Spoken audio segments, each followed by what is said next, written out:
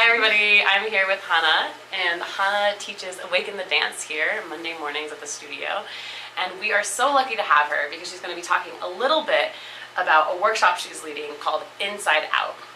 And this is about all parts of the self.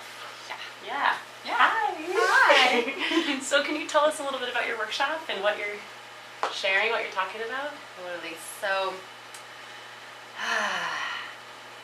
what I noticed in dance, and often in life really, is that we sort of have these ideas of who we are, and this idea of how we're supposed to show up in the world. And we don't even realize they're mostly unconscious ideas. But we're living this sort of virtual reality of our life instead of actually living our life. And even in our dance sometimes, we go into this automatic sort of robot mode of this is how I do it. And Based on pattern? I think based on pattern, based on habit, based on disassociation, based on the world. The world is a lot. The world is a lot, and it's coming at us. It is a lot. It's hard to be a human. I think it's hard to be a human. And I think it's a lot easier to exit quite often, to exit through Netflix, to exit through drugs and alcohol, to exit through being on our little phones or hitting the dark chocolate like I tend to do at night. I just think it's easier to exit. Yeah. We're conditioned to exit, as Tarbrock would say. And so I'm interested in coming back home and living a really full, alive, vibrant life from the inside out. And I think when we have an actual felt, sense, embodied experience of ourselves, even if it's our little pinky, right? It doesn't have to be like the whole kit and caboodle at every moment. But I think when we live from the inside out, we take back our life. Our life becomes our own. And we stop sort of living in this virtual reality of what life looks like from the outside. Yeah. Would you mind sharing with the people who are watching a little bit about your own personal journey with that? Oh, that's a great question because it's been rough. It's been totally rough. So, as many of you know, I have Lyme disease. I am still in recovery from breaking my back about 2.5 years ago. So huge. Huge for a dancer to break her back. Huge. That was the end of my soul sweat career. And I'm a recovering eating disorder human, and sexual trauma, and all the stuff that we all have some flavor of, right? Some version of. It's hard to be a human. It's hard to be a human. There have been so many reasons in my life to not be in my body. Yeah. Right? To exit, like you're talking about. So many reasons to exit, like really good reasons. Yeah. Like I could really talk myself into exiting. Yeah. Many, many times, to abandoning myself ultimately. And it wasn't a life. And I lived outside of myself for a long time. And dance and meditation and community, actually, is what has brought me back in. And now I actually love my life, even when it sucks. I do. I love being alive. This is one of the happiest humans like on the planet. Like, in spite of all the challenges, you are like a glowing like little glow bug all the time. I love people. I love life. I think it radiates from you. Thank you. Yeah. That's so sweet. Thank you. Yeah.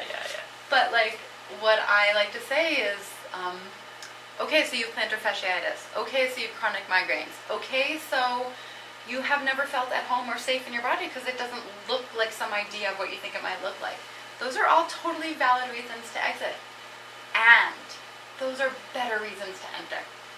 Those are the reasons to get here, to get now, to live from the inside out.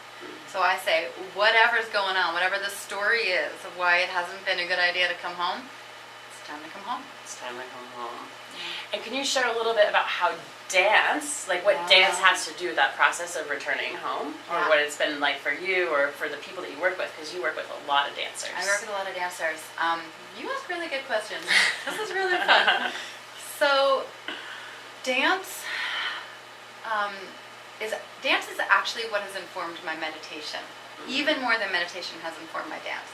And the two of them coming together are what has really deepened and made this journey possible for me. And so dance to me is a creative, playful, unique, expressive way to feel ourselves from the inside out, right? And when we're just going through the motions and following maybe some outside choreography or following music without sensing how the blood is flowing through our bodies, how the shirt feels as it brushes against our skin, how the rhythm is throbbing with our pulse. Those are the parts of dance that have helped me come home.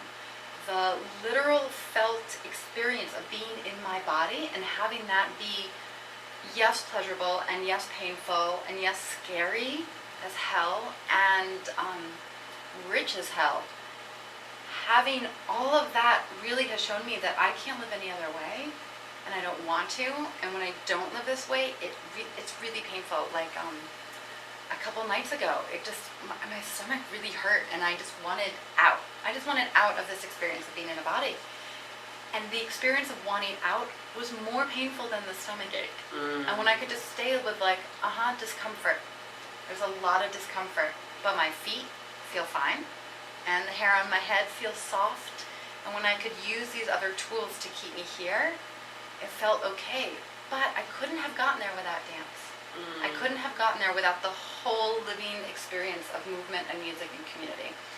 That's what opened the door for me to be able to have those other experiences. And what I love what you're saying is this piece, it's almost this piece around mindfulness. I know you're a mindfulness practitioner, mindfulness and movement. And what I love when you say the dance informed the mindfulness, almost more than the mindfulness informed the dance. And this topic of this workshop is feeling and not thinking. And so I'm wondering if you want to share a little bit more about that.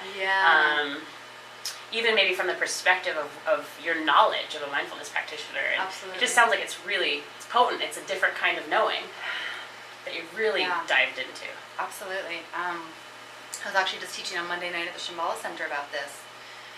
About how when we sit down to meditate, right, and we're like, don't think, which is not actually the practice, but it's how many of us have interpreted the practice. Well, the brain's job is to think.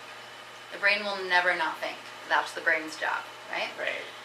So with meditation, we start to pay less attention to it. And we say, okay, there's thoughts, but am I going to be actively thinking? Right? No, I'm going to put my focus, in formal meditation practice, it's on the breath. But before I even turn my attention to the breath, I sit down and I land. And that might take 2 minutes to be like, oh yeah, I'm here, because maybe I just danced. Or it might take 20 minutes to find my way in through checking out all the sensations in my body. And once I'm with the sensations, there's room for the emotions. Okay, so what feelings are here that I haven't been paying attention to that are speaking to me? And once all that has a chance to be felt, to be heard, to be attended to, then I can settle enough to start to let it go and just be with the breath as the breath moves me, as my body is breathed. But if I don't attend to this very living, fluid, dynamic experience of being a human, then there's no chance that I sit down and I'm like, don't think, and it's torture. It's torture. Right. So I would say that's how embodiment informs my meditation practice. Yeah.